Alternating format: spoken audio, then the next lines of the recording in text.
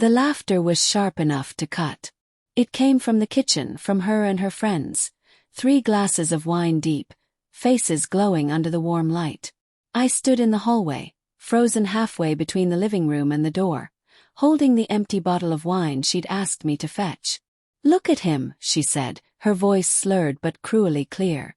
"My little pet husband.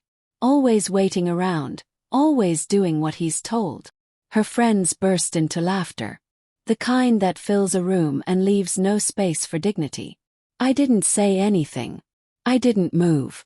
I just stood there, listening as my wife, the woman I'd built my life around, mocked me like I was a joke she couldn't stop telling. "He even cooks now," she went on. "He folds the laundry. He waters my plants. Next thing you know, I'll buy him a leash." The laughter rose again, and I finally turned around, placing the empty bottle on the counter with a soft clink. She saw me then. Her smile faltered. "Mark," she started, but I was already walking away. I grabbed my jacket from the chair, my keys from the hook. My hands shook as I slipped on my shoes. She called after me, half apologetic, half annoyed, but I didn't stop. I stepped out into the cold night air and let the door close behind me. The street was quiet except for the faint hum of traffic in the distance. The air smelled like rain and city dust. I walked until the laughter inside faded into silence. For 6 years, I'd done everything I could to make her happy. I picked up extra shifts when money was tight. I cleaned, cooked, planned trips she never appreciated. I thought that's what love was. Sacrifice, patience, showing up even when the other person didn't notice. But somewhere along the way, love had turned into servitude. I ended up at the small motel near the edge of town, the kind that still used physical keys and smelled faintly of old carpet. The clerk didn't ask questions. He handed me a key, and I handed him my credit card without thinking. Inside, I sat on the bed, staring at the blank wall. My phone buzzed, 3 missed calls, 2 messages. "Mark, please." I was joking. "Can we talk?" I turned the phone face down and lay back. For the first time in years, the silence didn't scare me. When I woke up the next morning, sunlight filtered through the thin curtains. My phone had exploded overnight. Calls from her, texts from mutual friends, even one from her mother. I ignored them all. I took a long shower, shaved, and went to the diner next door for breakfast. Halfway through my coffee, I finally answered her call. Her voice was trembling. "Where are you?" "Out," I said flatly. "Mark, I'm sorry. Please come home." "I didn't mean what I said last night." "Yes, you did," I said quietly. "You just didn't mean for me to hear it." There was a long pause. Then she whispered, "Can we just talk?" "I think we've talked enough," I said. "You made your opinion of me pretty clear." "Don't do this," she said, her voice breaking. "I need you." The words hit harder than I expected. Need you. But not in the way she used to.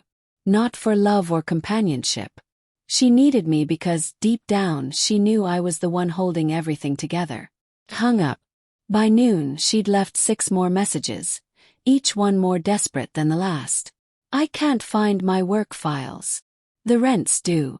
You always handle it. How do I pay it? The Wi-Fi isn't working. I think you changed something before you left." I didn't reply. At 4 p.m. I got one final text. "Please come home. I can't do this without you." For a moment I almost caved. But then I remembered her laughter, the leash joke, the way her friends howled like I was entertainment instead of her partner. I stayed at the motel that night too. The next morning I checked my email and saw a message from my boss. "Your wife called the office. Said she couldn't reach you. Everything okay?" That's when I realized she'd started to panic. She'd always thought of herself as independent, untouchable. But in reality, she'd built her life around my quiet reliability. The bills I paid, the meals I cooked, the errands I handled. I didn't want revenge. I just wanted her to see what she'd done, to feel the absence of what she'd taken for granted. That afternoon I drove back home. The street looked the same, but the house felt smaller when I walked in. She was sitting on the couch, eyes red, hair unkempt, surrounded by a chaos she clearly couldn't manage. The kitchen sink overflowed with dishes. The trash was full. The Wi-Fi router blinked helplessly on the counter. She stood when she saw me. "You came back," she breathed like a prayer. "I came to get my things," I said. Her face crumpled. "Please don't. I was stupid. I didn't mean any of it. I was just trying to make them laugh." "And you did," I said. "They laughed. You got what you wanted." "I didn't want that," she said, stepping closer. "I wanted you. Sometimes I feel trapped, like my life revolves around you, and it scares me." "Then why mock the person holding it together?" "Yes." She swallowed hard, tears spilling. "Because I hated how much I depended on you. And I thought if I laughed at it, it would hurt less." The honesty in her voice caught me off guard. For the first time I saw her not as cruel, but as terrified. Of weakness, of needing someone, of what that dependence said about her. But understanding didn't erase the damage. "I can't keep being the punchline in my own marriage," I said quietly. "You need to figure out who you are without me." She grabbed my arm. "Mark, please. Don't go. Change. You already have," I said, pulling away. I packed my bags in silence while she cried in the doorway. When I left, she didn't follow. A week later I got an email from her. No apology this time, just a single line. "You were right. I can't even find myself without you." I didn't reply. Months passed. I moved to a new apartment, started cooking for one again. Not out of obligation, but because I enjoyed it. I bought a dog, took long walks in the morning, learned to breathe without permission. Sometimes I still think about that night. Laughter. The sting of it.